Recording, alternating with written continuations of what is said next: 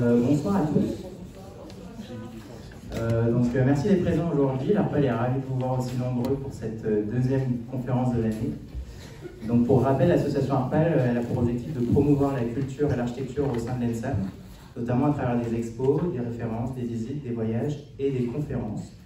Et ce soir, on a le plaisir de vous proposer un événement un peu différent de ce que l'on a l'habitude d'organiser, un ciné-débat autour des AJAP 2023. Donc pour expliquer ce que c'est, AJAP, c'est le palmarès des albums des jeunes architectes et paysagistes et autres voies de l'architecture, organisé par le ministère de la Culture, qui récompense du coup les jeunes professionnels qui se distinguent par leur capacité de conception et d'innovation, le soin apporté à la réalisation de leurs projets et par leur engagement au regard des enjeux sociétaux. Bonjour, ça marche pas. Aujourd'hui, il nous paraissait important de montrer le regard d'une jeune génération sur l'architecture, sur la société qui nous entoure et mettre en avant également ses valeurs communes et les espoirs qu'elle porte ainsi que ses incertitudes. Et cela nous paraissait essentiel. Il n'est pas rare en tant qu'étudiant aujourd'hui de se questionner, qu'on ait du mal à se projeter après les études dans un métier qui nous paraît peut-être lointain, complexe ou différent de ce qu'on imagine. On nous forme à l'architecture, mais nous formons vraiment à devenir architecte. Ce film que nous apprêtons à vous montrer cherche en tout cas à montrer les AJAP 23 dans leur multiplicité, la diversité des approches, des contextes, des personnes, mais malgré cela, on se rend vite compte aussi de ce qui nous lie, de ce qui nous unit et de ce que l'on partage. Donc, le cinéaste Christian Barani a été invité à réaliser ce long métrage documentaire sur proposition de l'Institut français, mais aussi du ministère de la Culture et le mécénat de la Caisse des dépôts. Image de Ville en dirige la production exécutive et coordonne la diffusion du film. Et merci encore à eux pour nous permettre de diffuser et de projeter ce film ce soir dans l'amphi à l'école. Nous tenons également à remercier l'ENSAM ainsi que la Maison de l'Architecture Stanimit Rani Damaom, sans qui cet événement n'aurait pas pu être possible. D'ailleurs pour les étudiants, l'adhération gratuite pour les visites et tout ça qui se passe pour leurs événements.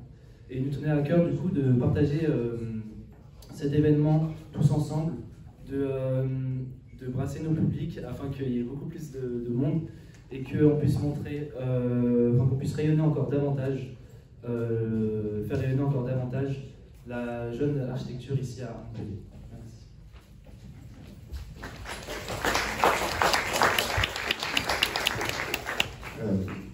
Un petit mot très rapide peut-être pour appuyer sur deux points. D'abord, remercier l'ARPAL, l'association des étudiants qui travaillent sur la médiation culturelle en architecture au sein d'une école. D'abord, ça n'existe pas dans toutes les écoles. Donc c'est important quand même de souligner le fait qu'il y a cette association, que c'est l'association qui lance cette invitation pour arriver à projeter ce film. Et cet engagement, je pense qu'il vous suivra toute votre vie. Quand je regarde aujourd'hui ceux qui continuent à œuvrer dans le milieu de l'architecture et qui ont été engagés à un moment donné dans ces associations-là, elles s'en rappellent toute leur vie. Donc vraiment merci à vous, merci aux étudiants qui se sont engagés. Je sais que là vous êtes 3, mais il y en a d'autres derrière. Donc vraiment merci beaucoup à l'ARPAL pour cette initiative. Et c'est essentiel dans une école qui est une activité étudiante. Ça vous forge à vous des parcours, mais ça donne aussi une identité à l'école. Voilà. Merci. Deuxième point, petite autopromotion, non pas pour moi, mais pour la Maison de l'Architecture, comme tu l'as dit à l'instant. La Maison de l'Architecture est une association qui organise des conférences, des visites, des débats. Je sais qu'il y a de plus en plus d'étudiants qui viennent à ces moments-là. Juste le redire de manière très précise, l'adhésion est gratuite. Donc si tous là, vous adhérez, alors pendant le générique, regardez bien le film quand même, donc juste après, à l'association, ça nous fera quelques dizaines d'adhésions en plus, et quand on ira voir les collectivités ou les fondations qui peuvent nous financer, nous, Maison de l'Architecture, ben, ça fera autant d'arguments, de poids et de nombre pour arriver à militer pour cette médiation de l'architecture au quotidien. Voilà. Alors, la Maison d'Architecture est ravie d'être associée à cet événement, parce que ça fait maintenant 2 ans que je suis le parcours. Pour l'anecdote, j'étais dans la commission technique de sélection des AJAP 2023, je ne sais même pas si je vous l'avais dit, mais du coup, donc, je suis un peu ces candidatures depuis le tout début. Il y a ces nouvelles voies d'architecture, vous en direz un mot tout à l'heure, qui a augmenté le spectre de l'activité, qui dit aussi qu'en fait un parcours d'architecture il est multiple, il est divers, il peut aller chercher dans de nombreuses activités autres que la maîtrise d'œuvre, à proprement dit. Et après, juste la petite conclusion sur le titre, parce que je sais qu'on s'en était un petit peu parlé et que quand j'ai vu le titre arriver, j'avais quelques difficultés avec penser l'incertitude, mais je vais vous donner mon sous-titre de ce que j'en ai vécu de la projection. C'est que, certes, il y a l'incertitude, c'est une volonté d'insérer le doute dans les pratiques, qui est en fait une pratique vertueuse, d'insérer le doute, de ne pas être sûr de soi, de ne pas être sûr de cet objet qui tombe, comme ça, et de pouvoir reformuler les commandes. Alors en tant que directeur de Repan, je ne pourrais pas dire l'inverse, puisque reformuler le programme, c'est une des vertus, et dans l'ADN même de Repan. Mais en même temps, voilà, j'aimerais préciser que l'histoire ne s'arrête pas non plus pendant qu'on pense l'incertitude. L'histoire continue. Et pour citer Dermorin, qui est un des partenaires de l'école d'architecture, Thierry Verdier, je sais que tu l'as déjà accueilli ici, qui explique que ce qui ne se régénère pas dégénère.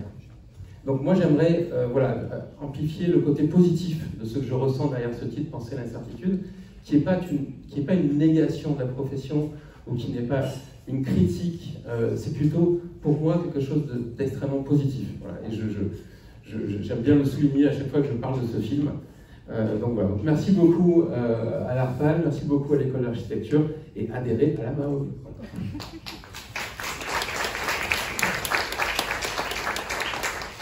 Du coup, pour terminer cette présentation, donc, juste pour vous indiquer comment ça va s'organiser, donc, ça va se dérouler en 2 temps principaux. Dans un instant, on va vous montrer du coup, le film directement. Et ensuite, la projection sera suivie d'une discussion avec tous nos invités, qui sont juste là. Donc Christian Barani, le réalisateur du film, ainsi que de 2 lauréats à JAP 2023, donc Margot Darieux, critique d'architecture, et Daniel Pichot, architecte et enseignant du coup à l'école.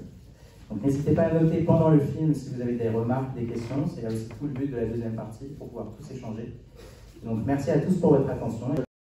Puisque quand on a... Déjà je vais remercier ARPAL, tous les étudiants qui nous ont invités et qui ont permis en fait au film de pouvoir être projeté. C'est quelque chose d'assez émouvant pour nous, puisque c'est un cadeau assez inestimable, le fait que Christian ait pu faire ce film, ce documentaire qui retrace un peu notre pensée. L'idée, et je remercie aussi la Maison de l'Architecture de s'être joint et l'école de permettre cette projection. L'idée, quand on a commencé à débriefer, de savoir comment organiser ce débat, ça a rapidement été une évidence de faire en sorte que ce soit Christian Barani et Margot Darieux qui viennent en fait ce soir. L'idée, c'était aussi, dans une école d'archi, surtout à Montpellier, de pouvoir avoir une vision en fait transversale et pas forcément de l'architecture, et avoir une vision en fait à la fois Christian qui est cinéaste et Margot qui est critique d'architecture et enseignante aussi à Paris-Malaquais, sur des questions en fait globales, et vous montrer qu'en fait il y a d'autres manières d'exercer, il y a d'autres manières de regarder l'architecture, et l'idée c'était de vous permettre en fait aussi d'interagir avec eux, de poser toutes ces questions. Comme vous avez vu, Margot en fait elle est un peu en fil rouge sur le documentaire, et du coup Christian lui a eu la chance de nous rencontrer les 25, pas la chance. Nous on a eu la chance de le rencontrer, mais lui il a pu nous rencontrer les 25, et du coup il a cette vision en fait globale. Et Margot, de par son parcours, j'espère qu'elle l'expliquera un peu, a aussi une vision en fait, on va dire, en coupe de tous les AJAP, puisqu'elle s'est aussi occupée, elle a été commissaire sur les AJAP 2018. Voilà.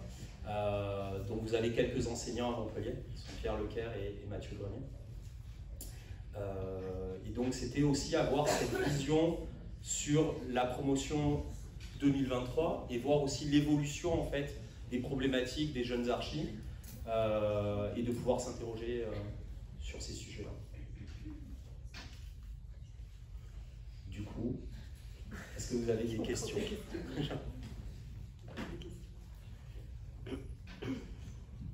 Moi j'ai une première question, est-ce que vous étiez familier avec l'architecture, enfin, est-ce que c'est votre premier film autour de l'architecture et de l'écologie? Et deuxièmement, est-ce que les plans que vous avez mis enfin, tout au long de ce long métrage, est-ce qu'ils sont venus de vous ou de l'architecte? Les plans les plans vidéo.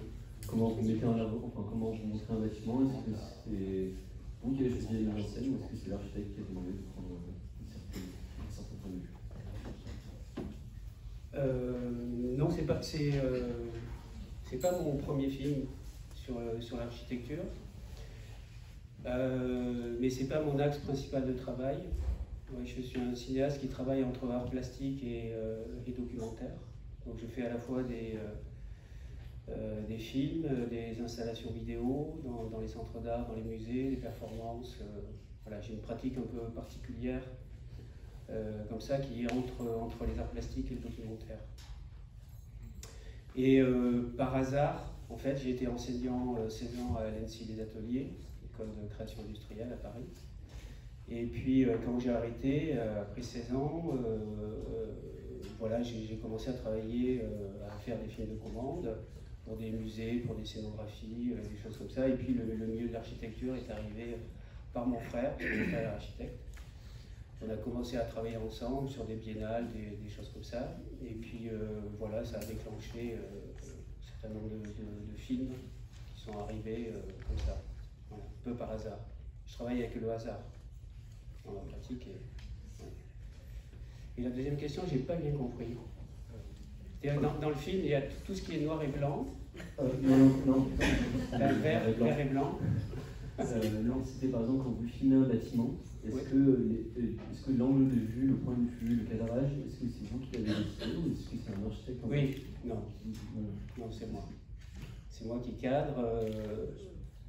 Mais le cadre est issu d'une relation. Justement, souvent, parce que, comme je vous disais, j'ai une pratique un peu particulière, c'est-à-dire que dans mon travail de cinéaste ou d'artiste, je n'écris jamais de scénario. Et je travaille avec, en fait, l'improvisation et le hasard. En général, je me perds dans les villes et je travaille avec l'inconscient, enfin, avec ce qu'on appelle la dérive situationniste. Donc je travaille plutôt avec l'inconscient, le hasard et la question du phénomène, c'est-à-dire quel phénomène arrive face à moi et comment, dans un geste, j'arrive à capter le phénomène. Ensuite, je récolte un matériau, et ce matériau, ensuite, je le convoque pour faire un film, une installation vidéo, ça. Donc j'ai pas d'image préétablie, parce que comme je travaille sur les cultures des autres, je ne veux pas avoir de pensée coloniale et d'avoir des idées ou des images, des séquences que je m'invente depuis Paris. Et pour éviter ça aussi, je travaille pendant de très longues... Enfin, je travaille sur les pays d'ex-Union soviétique depuis 1998, le Kazakhstan, l'Ouzbékistan et maintenant en Géorgie. Donc je travaille très longtemps sur des cultures, on n'est pas de Inde depuis 20 ans. Donc tout ça me permet d'y arriver, de travailler beaucoup sur la culture, sur la politique, sur des choses comme ça. Et donc j'arrive avec des sujets en tête, et pas de choses déjà formalisées. Et cette pratique que j'ai, je l'ai appliquée aux AJAP. C'est-à-dire que chaque fois que, ce qui déstabilisait un peu les architectes, ou les paysagistes, c'est que j'arrivais et chaque fois on me disait qu'est-ce qu'on va faire? Et je disais, je ne sais pas.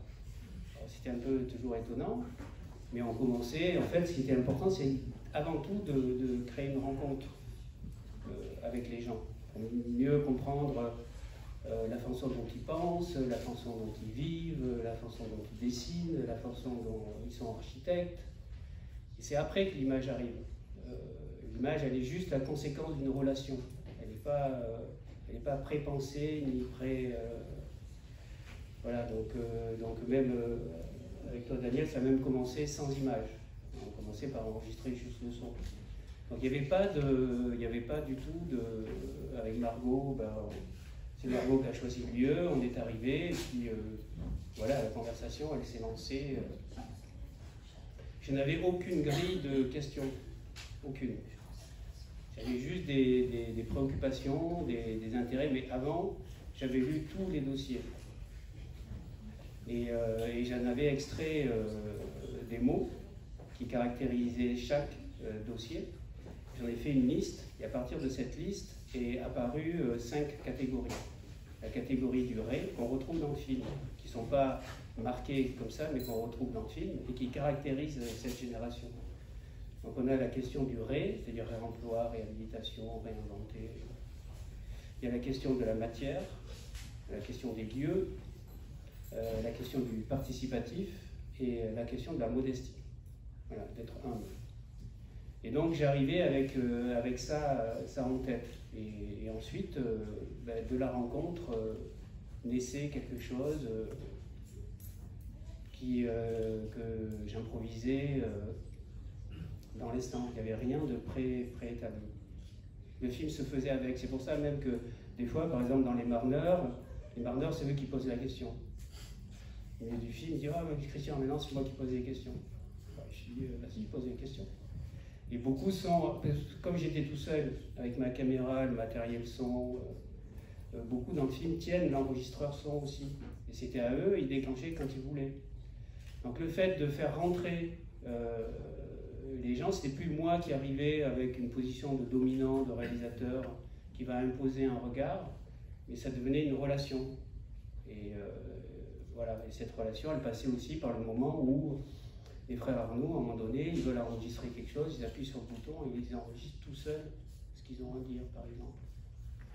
Voilà, donc c'était un dispositif à la fois, il y avait une structure, mais à la fois très ouvert. Super, merci beaucoup.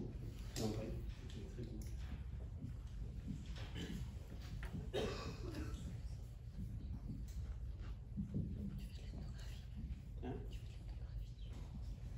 Bonsoir. Moi j'ai une petite question. Il y a beaucoup de questions d'articulation et de transition à la fois entre le paysage, entre l'architecture, mais aussi entre différentes époques. C'est vous, M. Dieu, qui disait que c'était pas du tout, vos positions ne sont pas du tout en opposition avec ce qui se faisait avant, mais pour vous c'était une suite logique d'évolution.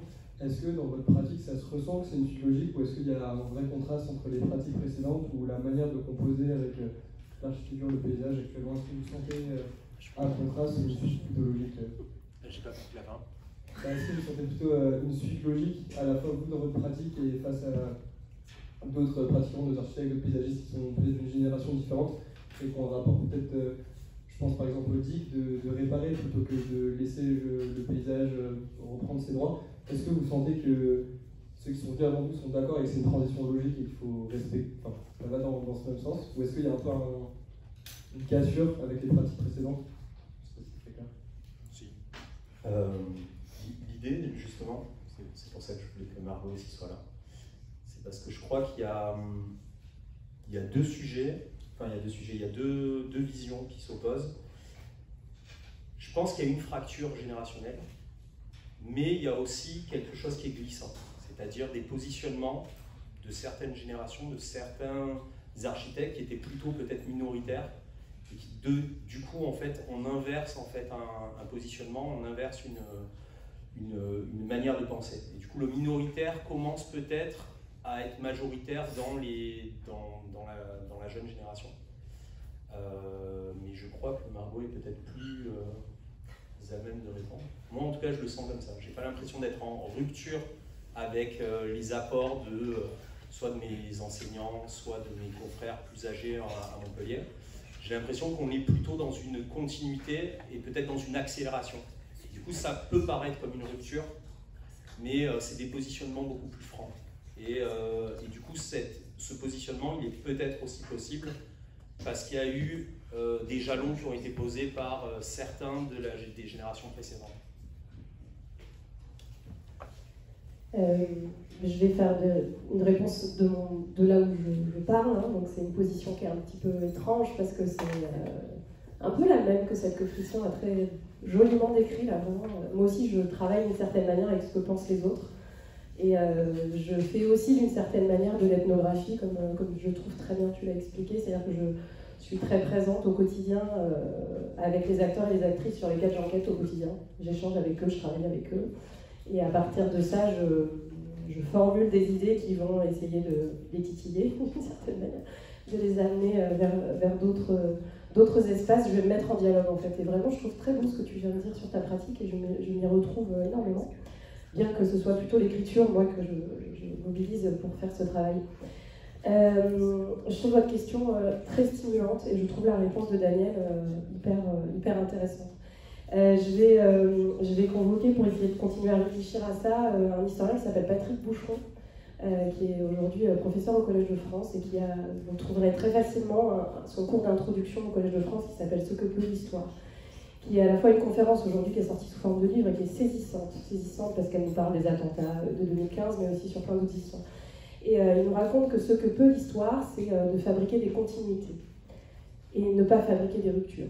Et que la force de la discipline histoire, c'est de relire notre passé à l'aune des préoccupations contemporaines.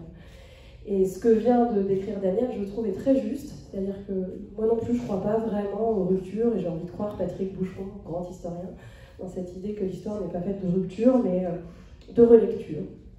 Et ce que tu viens de dire, à mon avis, c'est un renversement, en effet, plutôt d'une façon de regarder notre passé et de le regarder plutôt vers des choses qu'on a minorisées, qu'on a invisibilisées, que des manières de se raconter l'histoire de la discipline architecturale a mis un peu de côté, un petit peu effacée d'une certaine manière. Alors, on peut s'expliquer de plein de manières. Une forme de patriarcat, une forme de colonialisme, plein de sujets qui nous préoccupent aujourd'hui, qui ont fait qu'on se retrouve avec l'histoire qu'on a, et que, par exemple, Daniel et moi avons reçu, qui nous a été transmise dans les écoles d'architecture quand on y était. Et aujourd'hui, je ne pense pas qu'on soit dans un... j'ai pas envie de croire qu'on retourne dans cette idée moderne d'un grand tournant qui ferait qu'on oublierait tout et qu'on recommence sur une page blanche, parce que ça, je pense, foncièrement, c'est une idée de la modernité. Mais cependant, qu'on relie une histoire, y compris l'histoire moderne, et ça, c'est vraiment avec Christian aussi que je l'ai compris, qu'on relie aussi des éléments forts de notre mouvement moderne à l'aune de préoccupations environnementales qu'on a oubliées. Mais en fait, certains bâtiments aussi de l'histoire moderne étaient empreints de bioclimatisme, par exemple. Voilà. Ils ont beau être en béton, mais il y a quand même des idées de bioclimatisme à l'intérieur. Et ben, en fait, de regarder cette histoire-là au prisme des questions qui nous préoccupent aujourd'hui, ben, ça nous permet d'avancer vers d'autres mouvements. Donc c'est un peu une non-réponse que je vous fais, mais voilà, moi je ne crois pas aux ruptures. Je pense que j'ai arrêté de croire. Plutôt une forme de continuité, et par contre un renversement dans la manière de regarder les récits mineurs. Et ça, je trouve qu'il y a une vivacité chez des architectes et surtout chez les étudiants et les étudiantes et les jeunes diplômés, qui est d'aller regarder vers des récits mineurs, des choses qu'on regarde moins. Par exemple, la fascination pour les cabanes, pour l'architecture vernaculaire, etc. Ça, c'est vraiment, on redécouvre des trucs qu'on ne regardait plus, quoi. Et je voudrais juste te dire, parce que ça, c'est un truc qui me travaille en ce moment, cette idée de génération. J'ai beaucoup de mal aussi avec ce mot-là. Parce que je pense que les AJAP, il ne faut pas se leurrer, c'est un dispositif de visibilisation fabriqué par le ministère de la Culture pour mettre en valeur certaines démarches choisies, etc. Nous-mêmes, nous nous sommes pliés à cet exercice pour répondre aux attentes ce qu'on voulait qu'on nous... disons qu'on ne faut pas se leurrer, on s'est aussi mis en scène dans notre candidature aux AJAP pour répondre à certaines envies de l'autre côté de mettre en avant ce récit officiel. Donc c'est une portion choisie, extrêmement choisie, et c'est une portion qui sait parler d'elle alors qu'elle n'a finalement pas grand-chose à dire. Parce que c'est quand même des pratiques assez jeunes. Donc ce sont des gens qui savent penser, qui savent écrire, qui savent dire. Est-ce que ça représente une génération entière? Je sais pas. C'est juste pour cette... Enfin, en fait, je nous tire collectivement une balle dans le pied quand je dis ça, mais je trouve s'accrocher à ce terme de génération, c'est considérer que de là serait un modèle uniforme. Enfin, c'est refabriquer le modèle dominant vers lequel on devrait tous aller. Alors que je pense qu'au contraire, il faudrait plutôt se dire soyons humbles, soyons modestes, montrons, et ce que tu fais aussi bien dans ce film, montrons très bien une diversité de choses qui peut-être esquisse une manière générale de se préoccuper de manière très différente d'un rapport à la question écologique. Voilà. Et soyons modestes. Le mot génération, il me gêne sur peut-être son petit manque de modestie. Ouais. Merci beaucoup. Très...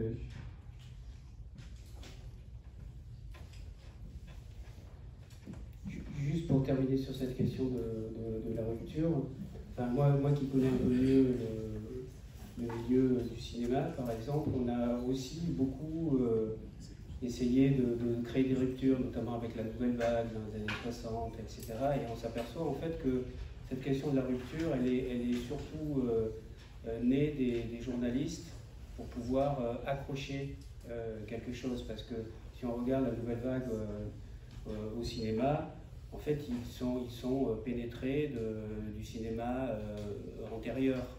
Et c'est tout le temps comme ça. En art, c'est exactement pareil. On a besoin, notre société a besoin de mettre en avant des ruptures, de mettre en avant des objets dissociés de leur relation au groupe, toute la narration du XXe siècle des artistes. Ce sont des artistes qui sont déconnectés, qui naissent comme ça de rien et qui apparaissent comme des objets totémiques. Et en fait, c'est pas du tout ça, quoi. Donc c'est des termes, pour aller dans le sens que disait Marco, c'est beaucoup de transition, en fait. La rupture, c'est même le mouvement moderne, c'est une transition, c'est pas une rupture.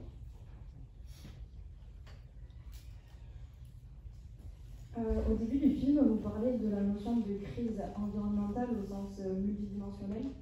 Et un peu après, toujours au début du film, il y a deux architectes qui parlent aussi d'analyse d'agriculture, de recréer des circuits courts, et du coup l'architecte va proposer une place de village qui permet d'offrir ces usages-là. Est-ce que vous pensez que le rôle de l'architecte aujourd'hui, c'est de proposer de l'espace qui laisse ces possibilités-là, ou aussi peut-être d'aller plus loin et d'engager d'autres dynamiques en dialoguant avec des acteurs qui vont au-delà, mais parfois bien au-delà du champ de l'architecture, ou des architectes et des paysagistes aussi? Est-ce que l'architecte peut aussi avoir ce rôle-là d'aller plus loin que proposer de l'espace? Sur la fin de la question, je pense qu'ils vont répondre, mais je voudrais juste répondre sur le début de la question, sur cette question de la crise environnementale. Et justement, c'est pour ça que le film commence avec une citation de Guattari, qui pose dès les années 80, je ne sais plus si c'est 84 ou 85, il dit: on ne peut résoudre la crise environnementale que si on s'attaque en même temps à trois domaines, trois types d'écologie. Une écologie environnementale, liée à la nature, c'est celle qu'on parle tout le temps, partout, qui envahit tout, et qui oublie les deux autres écologies. Le deuxième axe de l'écologie, c'est l'écologie sociale et politique. Sans écologie sociale et politique, on ne peut pas résoudre la crise environnementale. Et la troisième écologie, c'est l'écologie de la psyché. C'est-à-dire qu'on ne peut pas... c'est-à-dire qu'il faut étudier ce que la société produit comme subjectivisation chez les gens. Et on le voit bien comment on entend dans les médias, etc., il y a une jeunesse qui ne se sent pas bien, il y a une jeunesse qui va mal. Et si on ne s'approprie pas, si on n'intègre pas ces trois dimensions en même temps, on n'y arrivera pas. Et je pense qu'on oublie trop les deux autres dimensions, qui sont les dimensions politiques et sociales, et les dimensions de la psyché. Voilà. Après, je laisserai répondre.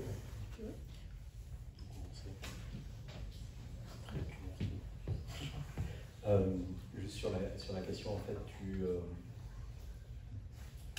de faire corps en fait, ou plutôt de rassembler sur les questions de l'architecture, c'est ça un peu. L'idée c'est qu'on est, je crois, contraint aujourd'hui d'être obligé en fait de tisser de nouveaux liens, d'aller récupérer, de tisser de nouveaux liens, ou en tout cas de retisser des liens. Je ne sais pas s'ils sont nouveaux, en tout cas il faut les retisser, des liens de proximité avec les artisans, retrouver des savoir-faire. Enfin, moi j'en parle, c'est un combat parce que dans l'Hérault on a un vrai souci sur le sujet. De retrouver des savoir-faire disparus, de retrouver même peut-être au sein de l'école, c'est des choses qu'on doit mettre en œuvre, c'est-à-dire peut-être aller réinvestir en fait les CFA, réinvestir en fait, redonner aussi une image de l'artisanat, parce qu'en fait on ne pourra pas construire si on a une disparition des savoir-faire. On ne pourra plus construire. C'est-à-dire que là, tout ce que vous pensez, c'est-à-dire la qualité de vos murs en pierre, enfin, je sais qu'il y a une vraie appétence sur la pierre, sur la terre. Nous, la confrontation avec ces sujets dans notre département, elle est terrible. C'est-à-dire les prix ils sont en pleine explosion. On a une perte totale savoir-faire dans ce sens.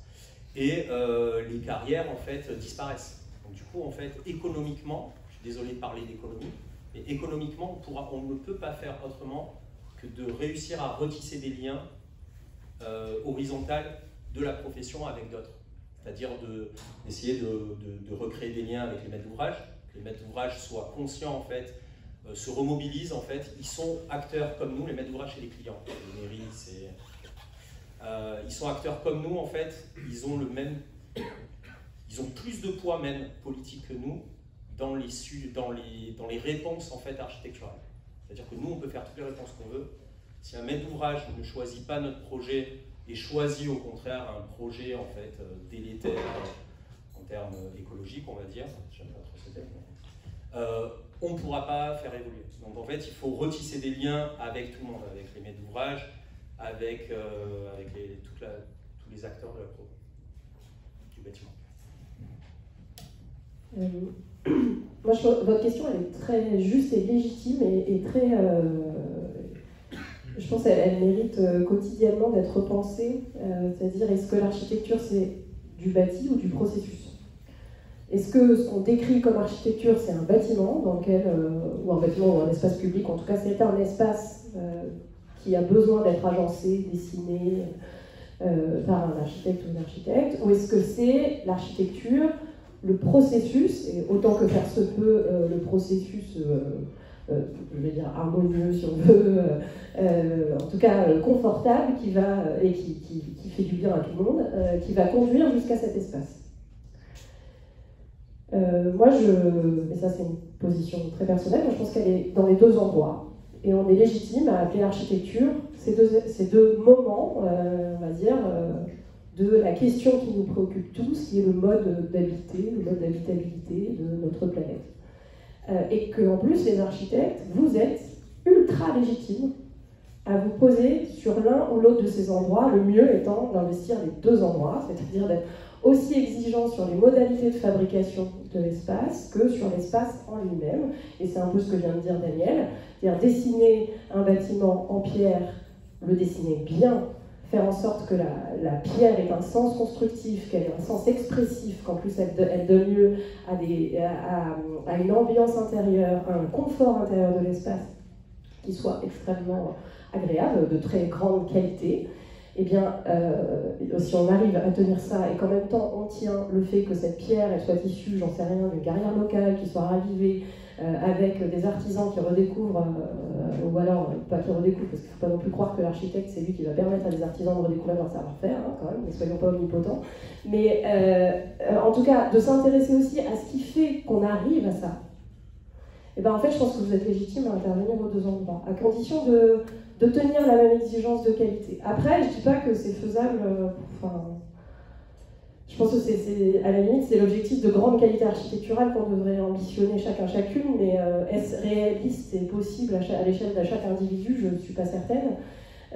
Par contre, qu'il y ait des architectes qui se demandent comment, à l'intérieur je sais pas moi, d'un service de DDT, en tant qu'architecte conseil, eh bien, on peut mettre en lien, donc il ne fait pas de la maîtrise dans sa mission, qui met en lien des acteurs avec d'autres pour faire en sorte que telles études, telle manière de fabriquer un marché architectural permettent de faire émerger une forme de qualité, et qu'ensuite il y a un architecte ou une architecte qui lui s'est dit, moi en fait j'ai envie de dessiner des espaces, j'ai envie de m'intéresser à l'échelle de l'individu qui va vivre à l'intérieur de ce volume, etc.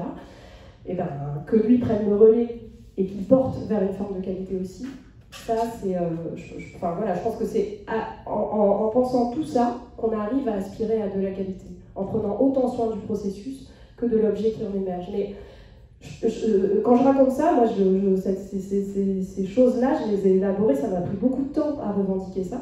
Et il n'y a pas d'évidence à dire que des architectes peuvent très bien aussi se situer à d'autres endroits que dans les agences d'architecture. Il n'y a aucune évidence à dire. C'est un engagement politique que de le faire. Vraiment. Alors, politique au sens le plus trivial du terme, c'est-à-dire à un moment, il va falloir dialoguer avec des gens qui ont été élus et qui ont une décision à prendre. Voilà, donc ça, c'est de la politique. Et puis, au sens le plus noble aussi, c'est porter un projet qui nous dépasse largement, qui soit un projet de société, et dans lequel on va devenir acteur et actrice et qu'on va permettre de mettre en œuvre. Donc, je pense que c'est de changer cette manière d'envisager ce qu'est, ce que peut être l'architecture. C'est vraiment un engagement. Et ça rejoint ce que tu dis sur la question de l'écologie et cette idée des 3 écologies. C'est vraiment 3. Et c'est pour ça que l'architecture est en soi une discipline hyper intéressante pour penser ce rapport à la question écologique. C'est-à-dire qu'on peut aussi bien la penser d'un point de vue politique que d'un point de vue éthique. Et moi j'ajouterais, toi tu parles de subjectivité, moi j'ajouterais esthétique. C'est hyper important. Enfin, esthétique au sens le rapport sensible à l'objet finalement produit. Qu'est-ce qu'on ressent dans cet espace? Qu'est-ce qu'il nous raconte? Qu'est-ce qu'il fait langage? Comment il fait langage? Comment il fait conversation? Comment il incarne? Bruno Latour, il parle de question de représentation. Représenter la question écologique. L'architecture, elle représente.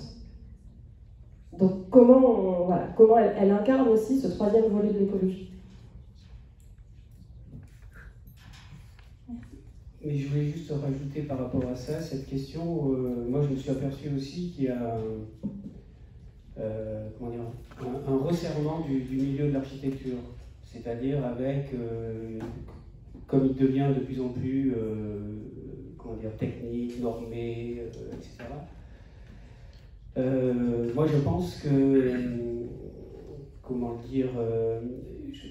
je vais prendre juste un exemple, l'atelier de Sèvres, de Le Corbusier. À l'intérieur, il y a Le Corbusier qui est architecte, il y a Pierre Jeanneret qui est sculpteur, Beaux-Arts, Charlotte Perriand qui est designer, Xenakis qui est musicien contemporain, il y a Doshi qui vient, il est d'une culture indienne, et c'est tout ça l'atelier de Sèvres. Et c'est tout ça qui fait que d'un seul coup, il y a une génération, il y a de l'architecture qui naît. Et la question que vous posez, moi je pense que l'architecte, il doit, et c'est un peu ce qui se dit, il doit sortir de son milieu lui-même pour pouvoir se confronter aux cultures des autres, d'être nourri par le regard des autres, par le regard d'un cinéaste, par le regard d'un musicien, par le regard d'un anthropologue, par le regard d'un cuisinier. Et je pense que ça, c'est vraiment... je dis ça parce que moi j'ai vu, à l'ENSI où j'enseignais, j'ai vu ce resserrement. C'est-à-dire que les studios qui étaient autour de cinéma, de matière, de documentation, de son, nourrissaient les projets que les étudiants mettaient en forme. Maintenant, il y a une pensée de la technique qui fait que tout ça n'existe plus, on est uniquement recentré sur notre préoccupation. Et je pense que, ne serait-ce que la question du son, c'est énorme en architecture. Si on travaille dans l'espace public, moi je vois bien, des fois j'interviens dans des écoles d'archi et les étudiants, très naturellement, quand j'arrive pour regarder le travail final, ils ont filmé une place publique, ils ont enlevé le son. Parce que pour eux, c'est du bruit. Et je me dis, c'est quand même problématique. C'est-à-dire qu'on n'apprend pas l'histoire du son, c'est-à-dire John Cage, ça fait des années que la ville, c'est de la musique, c'est pas du bruit. Et que comment on peut dessiner un espace public si on n'écoute pas ce qui se passe. Donc tout ça, moi je prône vraiment pour que quand on pratique, d'ailleurs tous les architectes, je ne sais pas important, mais qui font des choses sont nourris par d'autres pratiques. C'est obligé. L'architecte, il ne doit pas. Il y a des designers qui savent dessiner du mobilier bien mieux qu'un architecte. Dans la représentation, c'est pareil. La question de l'image, elle est centrale dans l'architecture. Or, partout où je vais dans les écoles, il n'y a plus de département d'image, enseignement d'image, ça n'existe plus. Donc il y a tout ça aussi que je trouve, parce que le monde devient de plus en plus complexe, et cette notion de transversalité qui devient un peu à la mode, en fait, c'est pas simplement de réunir des gens pour un projet de 15 jours, et puis on partage les idées, c'est un parcours, une traversalité, c'est sur des années.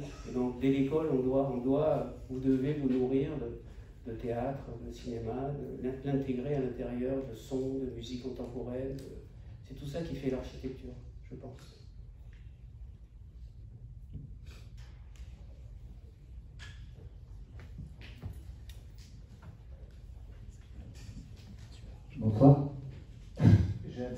question sur le titre du film. On a vu un très joli film qui nous présente le travail de ces agences qui ont eu des AJAP en 2023. Très intéressant, très appréciable, mais qui fait apparaître une chose qui serait plutôt de l'ordre de la certitude de là où vous allez, et c'est assez plutôt bien, quoi, parce que vous savez pourquoi vous êtes là. Et du coup, je me demandais si c'était le film, c'était penser avec l'incertitude ou penser l'incertitude.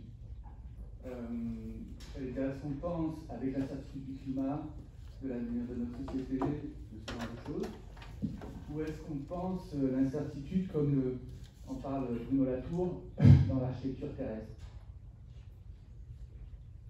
Voilà ma question. C'est toi qui as donné. C'est toi qui as donné. Vous avez deux noms. Moi, je pense que, contrairement à ce que tu as commencé par ça, moi, je pense que l'incertitude, c'est positif. Franchement, je ne vois rien de négatif dans l'incertitude. Effectivement positif. Hein? C'est effectivement positif. Ouais. En fait, je ne pas ça en tant que positif ou négatif. Je me posais la question si, en tant qu'architecte, les AJAP, là, travaillent à penser l'incertitude ou travaillent avec l'incertitude. Oui, bien sûr, c'est avec l'incertitude. Bien sûr. C'est penser avec l'incertitude dans un contexte.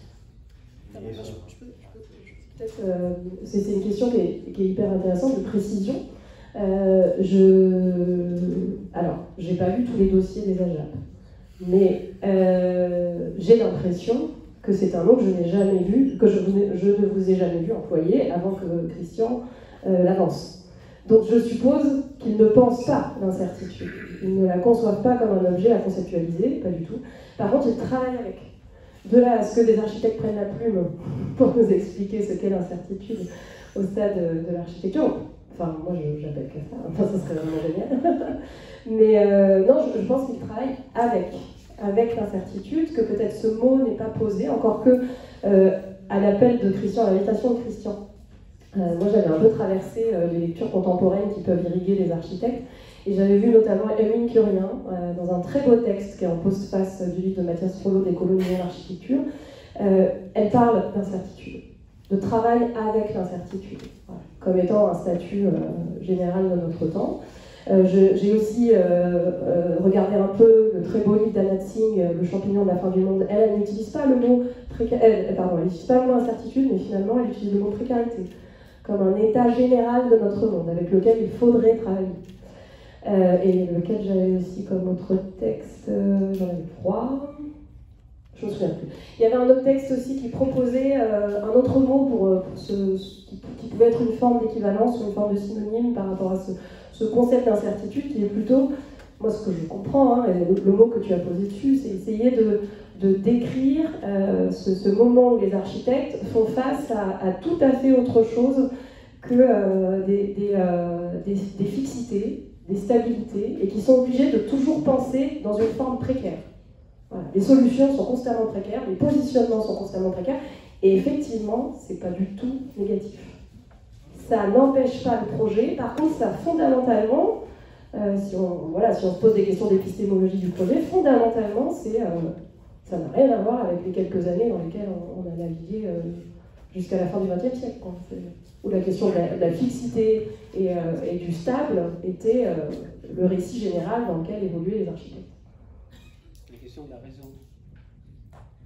Oui, c'est la question de la raison. Tout était stable. Enfin, on disait, voilà, il y a une inondation, ne vous inquiétez pas, on va construire une digue, le problème est résolu. Enfin bon.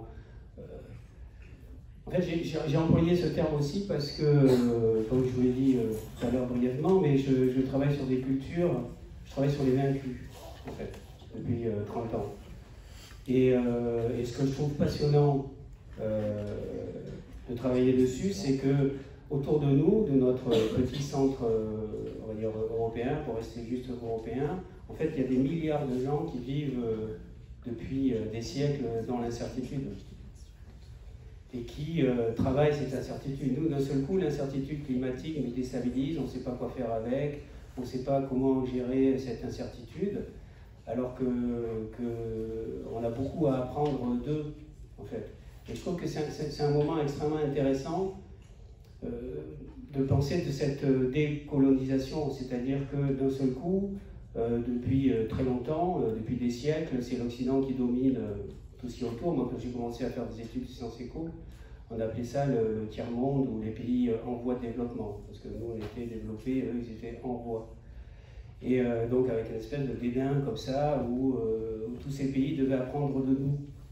Et je trouve que maintenant, au XXIe siècle, on se reprend un peu le boomerang, quoi. C'est-à-dire que, on devrait arrêter de se croire le centre du monde et d'aller apprendre des autres véritablement, ne serait-ce que dans les constructions en terre, par exemple. Moi, je pense, j'invite tous les étudiants à partir dans tous ces pays à apprendre des gens, comment ils construisent la terre depuis des siècles, comment ils ventilent leur maison depuis des siècles avec rien, comment, même d'un point de vue social et politique et humain, comment les gens vivent dans l'incertitude tous les jours en se levant le matin et en ayant l'incertitude comme au cœur et ce qui ne les empêche pas de vivre bien. Hein. Voilà, donc je trouve qu'il y a, pour vous les jeunes, c'est extrêmement passionnant parce qu'il y a tout un champ qui s'ouvre, qui n'est plus normé par la pensée du XXe siècle, et qui est un champ d'ouverture où vous pouvez vous investir et inventer beaucoup de choses. Moi, je trouve que c'est un moment extrêmement positif, parce qu'il y a un champ qui est ouvert, un champ d'invention et de pouvoir, et de relations qui est très stimulant, je trouve. Parce que d'un seul coup, on inverse et on doit apprendre de l'autre. Et l'altérité devient importante.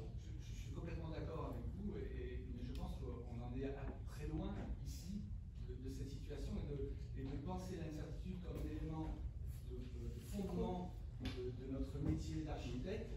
On en est encore aujourd'hui très loin. Et je pense que c'est ce que je rebondis sur ce que vous disiez sur Bruno Latour quand il parle d'architecture terrestre, où il enlève le mot écologie de manière exprès, parce qu'en fait l'écologie devient une espèce de prétexte, où il faut revenir à la terre comme base fondamentale de cette incertitude-là, comme penser l'incertitude. Je trouve ça le titre est magnifique.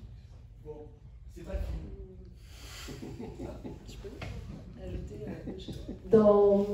il y a quelques semaines, on a retrouvé d'autres personnes que vous avez vues dans le film la Biennale d'architecture de Laurence Arpaille.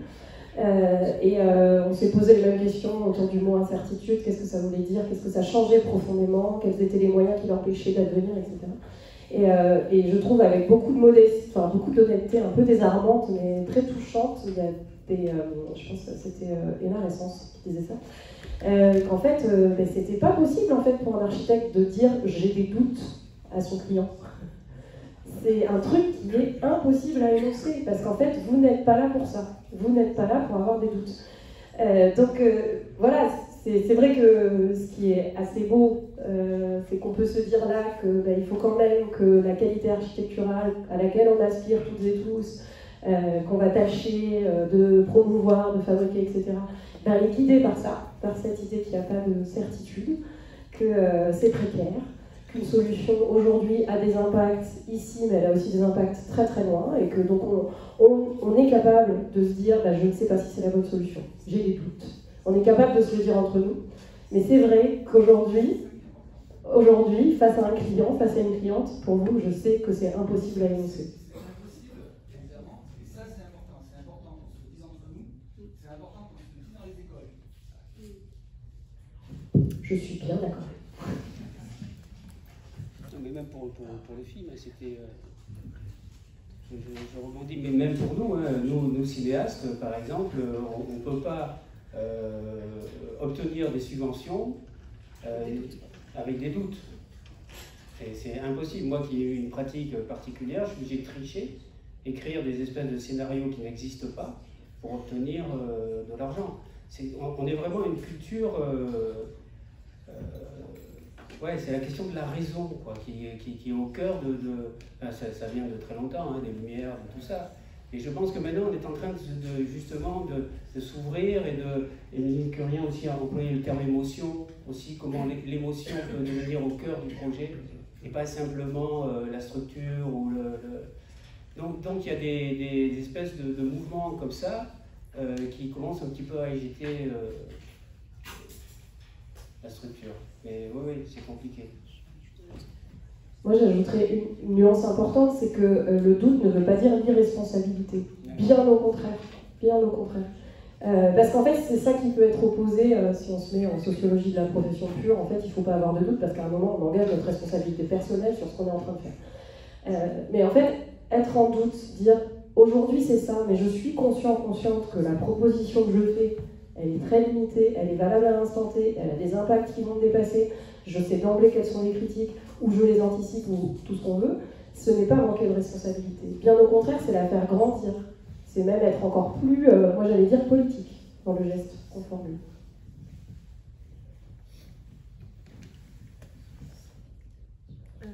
Moi j'avais une question pour vous, Margot Darieux. Est-ce que les architectes font appel à vous au moment d'un projet, au moment d'une conception de projet, ou est-ce que vous donnez votre aide entre guillemets que quand le projet est finalisé?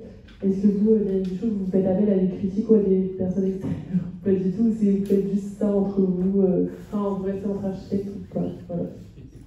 C'est une très bonne question. Je réponds vite parce que ça va vite. Non. Non. Ah, c'est une très bonne question, c'est exactement ce dont je parlais tout à l'heure, c'est-à-dire qu'il faut ouvrir. Oui, oui. Non, mais la question du récit en architecture, puisque c'est ça que ça aborde, nous, architectes, quand on construit le récit du bâtiment, du projet, je sais qu'il y a des agences de com, mais je pense que c'est un autre niveau d'agence.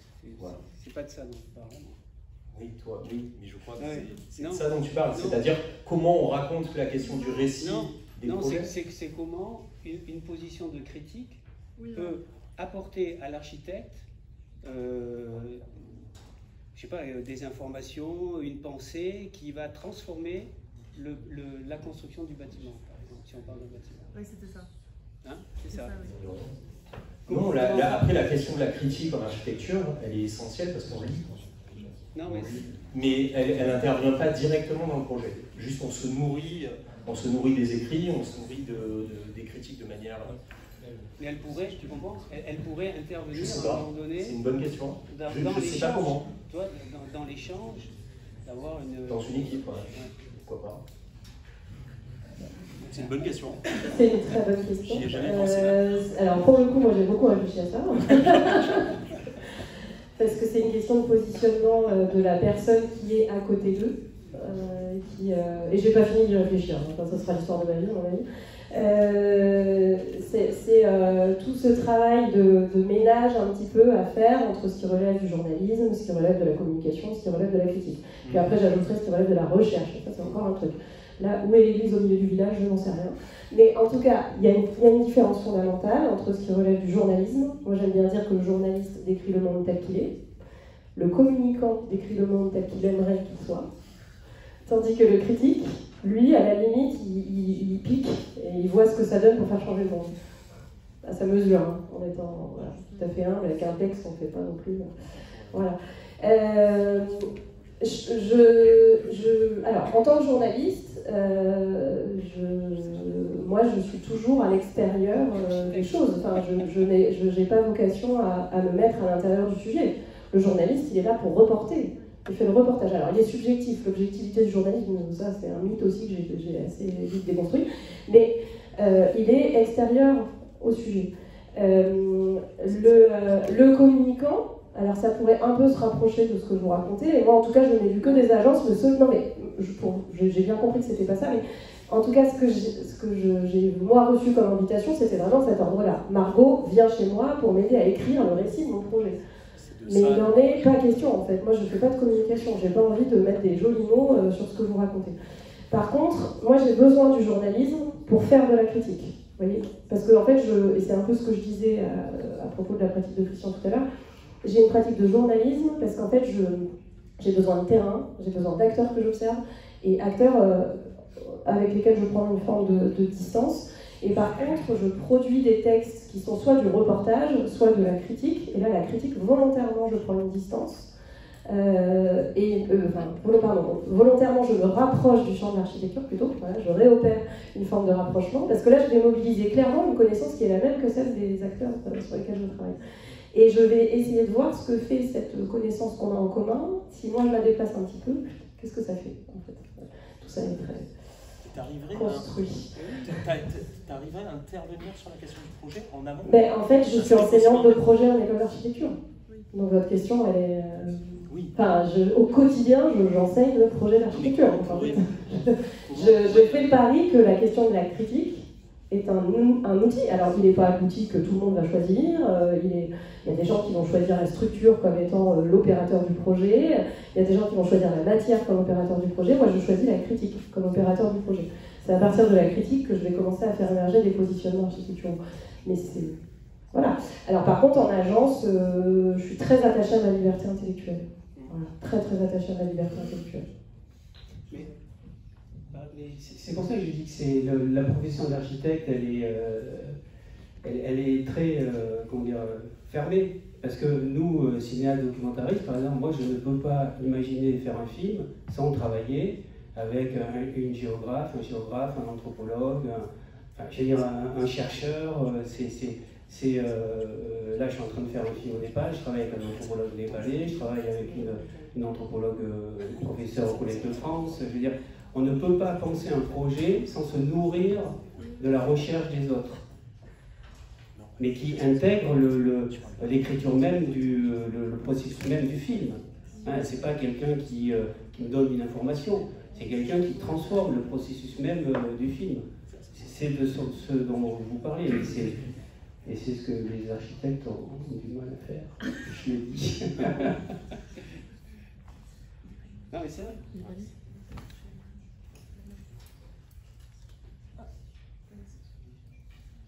Allez-y, vas-y. Moi t'as le micro. Vas-y, moi j'ai une question pour vous, Madame Darieux. C'était par rapport à la critique architecturale. Est-ce qu'il y avait une bonne forme exacte de critique architecturale ou non? Et si oui, est-ce qu'il y a un procédé justement auquel on pourrait justement nous se baser pour pouvoir aussi avoir une perception critique de nos propres projets, ou pas? C'est d'actualité. Un sujet d'extrême actualité. J'essaie de vous répondre très concrètement. Alors, je vais éluder complètement par lâcheté la question de la présence de la critique architecturale aujourd'hui et les supports de déploiement de cette critique. Je l'abandonne, voilà, je la mets de côté. Et je vous réponds sur la façon dont peut-être vous pourriez-vous investir une position critique à l'intérieur de l'atelier de projet quand vous êtes face à ce que vous faites ou face aux critiques que vous recevez de vos enseignants et enseignantes. Voilà, comment vous... Parce qu'en fait, la critique, telle que je me la représente, c'est une manière d'être au monde en conscience, de savoir où on se situe, de se construire son avis propre. Michel Foucault, il parle de la position critique, et il dit c'est une attitude, une manière d'être. Et il dit pas totalement gouverné. Voilà. Donc d'avoir toujours son avis propre. En atelier de projet, je pense que ça se fabrique à partir du moment où vous comprenez d'où vous parle la personne qui s'adresse à vous. Alors, votre enseignant et votre enseignante, évidemment, quel est son registre de pensée, quelle est sa famille, d'où cette personne parle, en fait, qu'est-ce qu'elle nous raconte. Et puis, quand vous travaillez sur un programme, quel qu'il soit, qui énonce le programme qui va faire émerger le projet sur lequel vous travaillez, d'où vient la matière, dans quel système, on va dire, productif est inscrite la matière sur laquelle, que vous avez choisi de mettre en œuvre. En fait, moi je travaille avec les étudiants et les étudiantes sur la question des impacts très situés et très élargis des choix qui sont faits et des discours qu'on écoute. Voilà. Donc les discours, ça c'est hyper important, au sens où vous recevez une parole, vous entendez une parole, demandez-vous toujours qui l'énonce, d'où il parle, pourquoi il parle comme ça, qu'est-ce qu'il a à dire. Donc c'est ce que je dis et ce qu'on veut me dire, enfin ce que j'entends et ce qu'on veut me dire. Et puis l'échelle des situations que vous manipulez entre une situation très localisée et ses impacts qui sont locaux et aussi très très général, enfin très élargi. Bon, c'est un peu conceptuel ce que je vous raconte. Mais je vous donne une expérience très concrète. L'année dernière, à l'école d'archi, j'ai accompagné un groupe de licence 3 dans un petit exercice à Malaquais qui est vraiment génial, qui est un exercice de rédaction d'un petit article scientifique en prévision du master dans lequel on va s'inscrire dans un séminaire. Et pour ce petit article scientifique, je les ai fait travailler sur des détails de construction. Je leur ai dit, vous vous baladez en ville, j'avais peur, mais vous vous baladez en ville et vous repérez un détail de construction d'un bâtiment a priori livré dans les 10 dernières années, et puis on va travailler à partir de ce détail. Et on a commencé par dessiner le détail. Alors, le dessiner jusqu'au 10e. Hein. Voilà. Donc, on a commencé à faire des coupes dans le détail, et alors, soit en recollant, en faisant un travail d'archive, etc., en récupérant des informations dans les publications, dans les agences, etc. Voilà, un petit travail de recherche documentaire pour dessiner ce détail. Donc, on a fait de l'archive, quoi, en fait. Hein. Et ensuite, on s'est demandé comment on est arrivé là. Et donc, les étudiants et les étudiantes, ils sont allés rencontrer les architectes, les entreprises. Ils ont lu des articles sur le matériau utilisé. Ils sont allés se renseigner sur le cahier des charges de la ZAC, dans lequel le projet qu'ils avaient choisi avait émergé, etc., etc. Et à partir de là, ils se sont fabriqués un avis autonome sur l'objet qu'ils étaient en train d'observer. Une pensée, on va dire, distante et pas un discours qu'ils avaient récupéré de quelqu'un d'autre, en fait. Voilà. J'essaie de vous donner des pistes. Merci beaucoup. C'est une manière de faire de la recherche.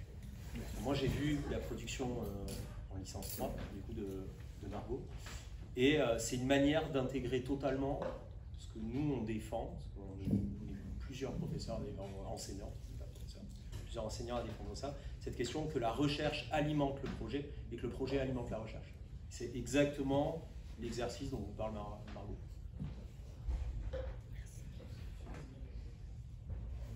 Moi, j'avais une question sur le film qui montre des jeunes agences ou des jeunes personnes dont le sérieux est a priori déjà émerge déjà, puisqu'ils sont sélectionnés par les AJAP. Et du coup, je me demandais pourquoi le film, in fine, était si sérieux, ou pour le dire un peu autrement, d'une façon peut-être un peu provocatrice, pourquoi tout le monde fait la gueule dans le film?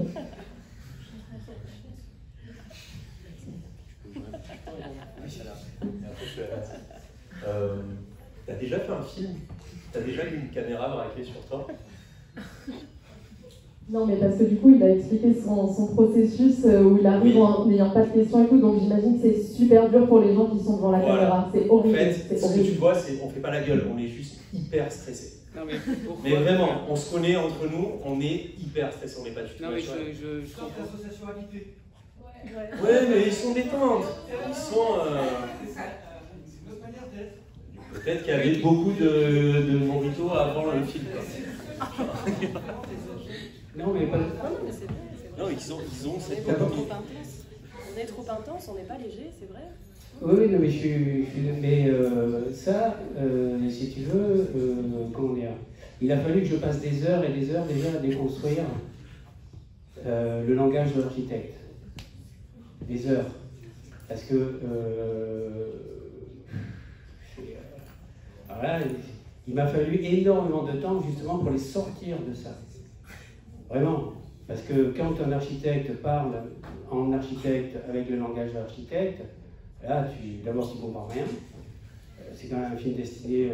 Enfin, moi, je voulais que le film sorte justement de ce sacré milieu de l'architecture, qui tourne en rond, et qu'on puisse toucher un peu des gens, et qu'on arrive à s'exprimer d'une manière normale.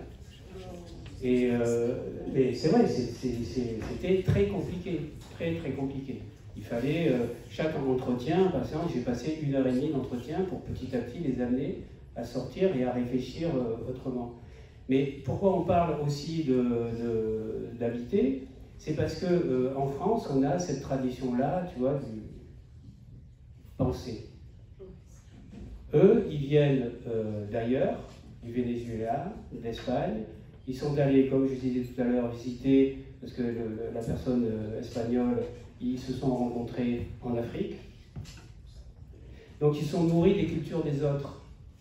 Et ça donne beaucoup de liberté et ça, je sais pas comment dire, ça décontracte la culture des autres. Et c'est pour ça qu'ils sont ce qu'ils sont. Voilà. Mais je pense pas qu'ils fassent la gueule, c'est pas faire la gueule, c'est qu'ils sont sérieux, c'est pas pareil. Ils font pas la gueule, mais ils sont sérieux parce que partout on vous apprend à être sérieux, quoi. Quand vous présentez un projet, il faut être sérieux. Et donc tout ça se répercute. Ouais, mais du coup, je trouve que ça donne une image de ces jeunes architectes un peu austères et on présente dans des écoles d'archi. Et moi, si j'avais 20 ans, là, aujourd'hui, je sais pas si ça me donnerait envie d'être à Jacques, quoi. Ça, c'est ton point de vue. Mais moi, si tu veux, quand je projette le film, si tu veux, le grand public, ce qu'ils disent, ils disent « Ah, mais ces architectes, ils sont humains ». Donc c'est pas tout à fait ce que tu vois toi, mais le grand public, en fait, voit des architectes humains. Parce que la plupart des films d'architecture, l'architecte, il est bien habillé, il est devant sa bibliothèque, et puis il a un discours, un père architecte, quoi. Voilà.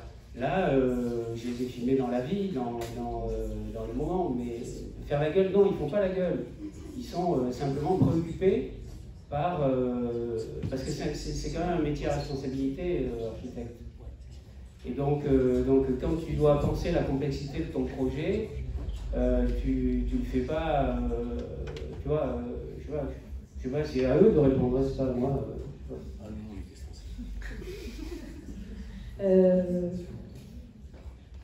Moi, je sais pas, j'ai un doute maintenant si c'est Simon Arnaud ou Pierre Arnaud qui parle, mais moi, ce que je vois, donc c'est les frères Arnaud là, qui se baladent dans l'ancienne batterie militaire, il a un sourire, il est tout gêné de nous raconter un truc extraordinaire sur le lieu sur lequel il intervient, et j'y vois plutôt une forme de « oh mince », on me demande de dire un truc, et j'y vois pas vraiment d'austérité. Belval est parqué au début, quand ils sont avec le bébé, ils rigolent, ils sont pas du tout... Enfin, ça dépend de ce que tu attends toi. Est-ce que tu veux qu'il fasse la pirouette Non, mais je connais personnellement certains des archis dans le film et du coup je trouve que moi en tout cas je les ai vus bien moins sérieux et pourtant tout aussi... leur travail reste tout aussi respectable et admirable, quoi. Oui, mais non, j'attendais pas des pirouettes. Hein. C'est toujours l'histoire de l'enquêté, de l'enquêteur, ce que l'enquêteur fait à ses enquêtés. Enfin, il y a un moment, quelqu'un qui arrive, Christian, c'est pas n'importe qui non plus comme cinéaste, qui arrive et qui nous dit bah voilà, caméra, vas-y. C'est quand même pas... C'est pas une situation anodine. Et c'est vrai que voilà, faut pas minimiser jamais le poids de l'enquêteur sur les enquêtés.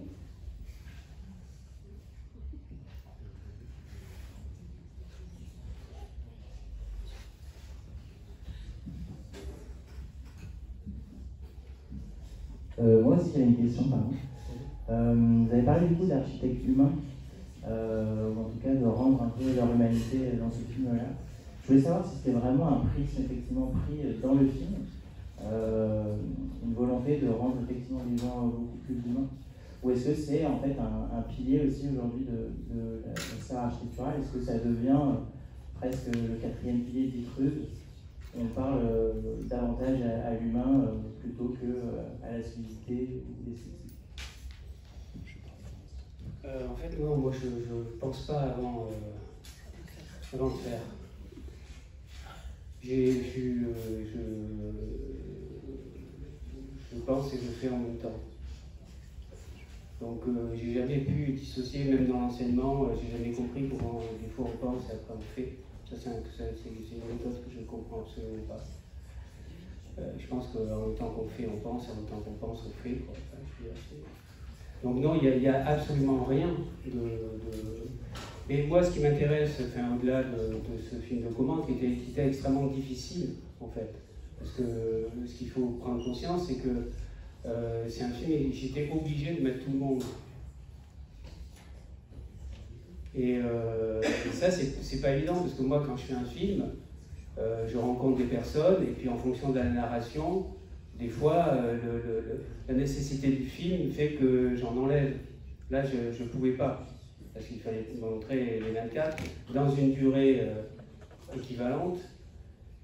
Donc c'est le film le plus complexe que j'ai jamais eu à monter. Attends, je suis âgé. Hein.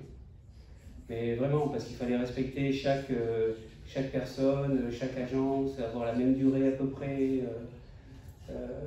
Voilà, donc il n'y a pas du tout...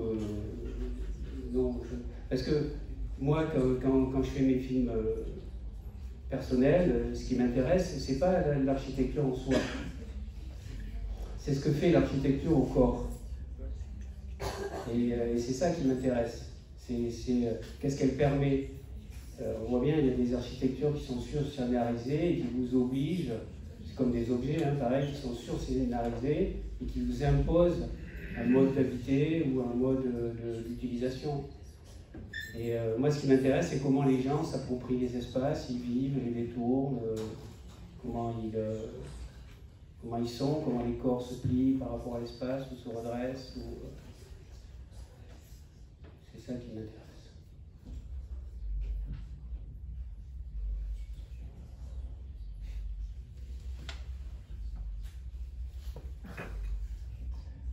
Merci beaucoup en tout cas à tous les trois. Je crois qu'on peut encore vous remercier tous les trois.